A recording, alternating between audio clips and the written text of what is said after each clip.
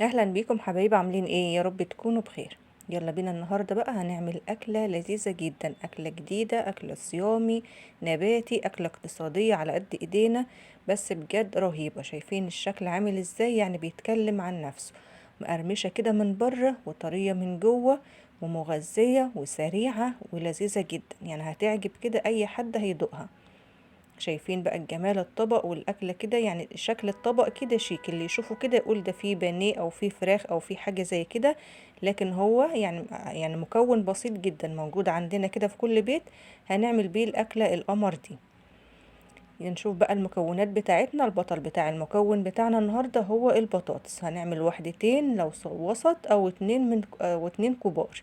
ومعايا شويه من البقدونس مفروم كده ناعم، ودي معلقة كبيرة نشا، ودول فصين توم مفرومين، والتوابل بتاعتنا ملح كمون كزبرة شطة نص معلقة من كل نوع، والفلفل الاسود ربع معلقة صغيرة، رشة كده صغيرة عشان ما تغمقش الاكلة بتاعتنا.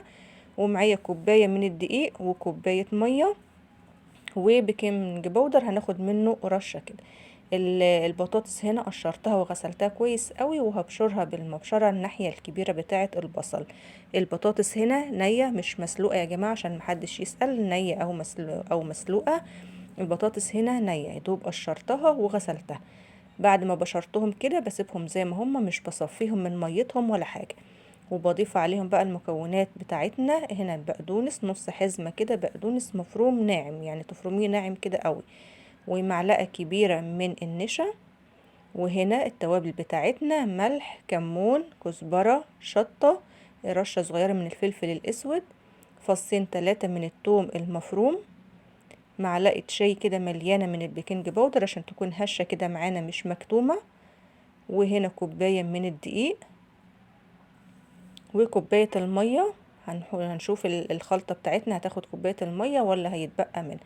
وهبدأ بقى اخلط كده بالراحة وبشويش. انا عايزة العجينة تختلط كده مع بعض كويس قوي، وتختلط بالمكونات وتتشرب التوابل.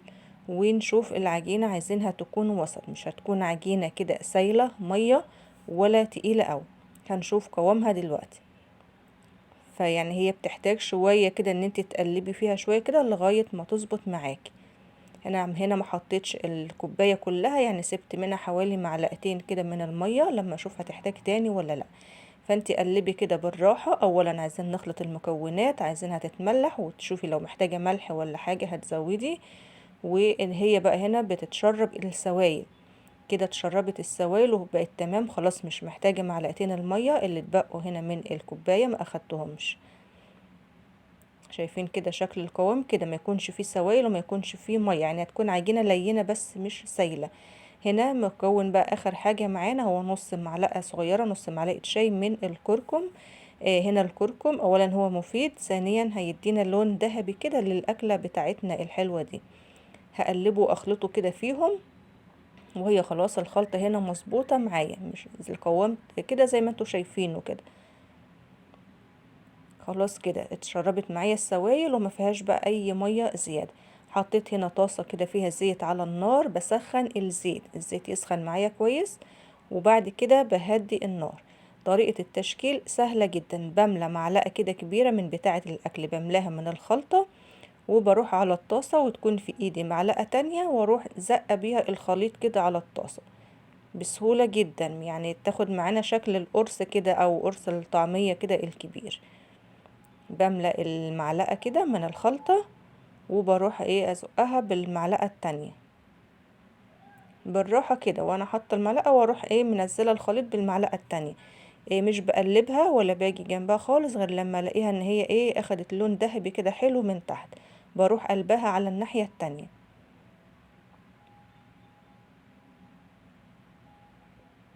سهلة جدا، طريقة التشكيل بتاعتها سهلة جدا. طعمها حلو قوي، ريحتها حلوة قوي، المكونات اللي احنا حاطينها والثوم والبقدونس وشوية التوابل الحلوين عاطينها بجد طعم حلو، عاطينها ريحة حلو. حاطين كمان البيكنج باودر والنشا، مخلينها كده ان هي تكون مقرمشة مش مكتومة، مقرمشة كده من بره وطرية من جوه. بعد ما اخدت اللون الذهبي الحلو من الناحيتين، بصفي بقى كده بالمقصوصة كده، وبطلعها على مناديل المطبخ. وبكمل بقية الكمية بنفس النظام كده، سهلة جدا. شايفين بقى ولا فرشت مني في الزيت ولا لزقت ولا اي حاجة خالص. كملت بقية الكمية وجبت بقى كده طبق التقديم وقطعت عليه شوية كده من البقدونس وقدمتها عليه. شايفين بقى الشكل بجد؟ يعني انت ما تقدميه كده جنب حد يعني محدش هيتخيل ان دي بطاطس. يعني شكلها حلو قوي كده وشكلها شيك وطعمها كمان لذيذ، مش بتاخد برضو وقت، واكلة كده مختلفة واكلة سريعة وجديدة. جربوها بنفس الطريقة كده تطلع جميلة معاكم. ممكن تعملي جنبها شوية مكرونة بالصلصة وطبق سلطة، وكده وجبة غدا لذيذة جدا مش محتاجة حاجة جنبها تاني. او بالعيش كده مع شوية بقى جرجير او خس وطبق طماطم، وتتاكل كده برضو بالعيش حلو قوي. يعني كده بالعيش او بشوية مكرونة هتطلع جميلة جدا معاكم مش محتاجة حاجة تاني. لو وصلتوا معايا لغاية هنا ما تنسوش تعملوا لايك، ما تبخلوش عليا باللايك عشان تشجيع، وانزل لكم وصفات جميلة تاني زي دي.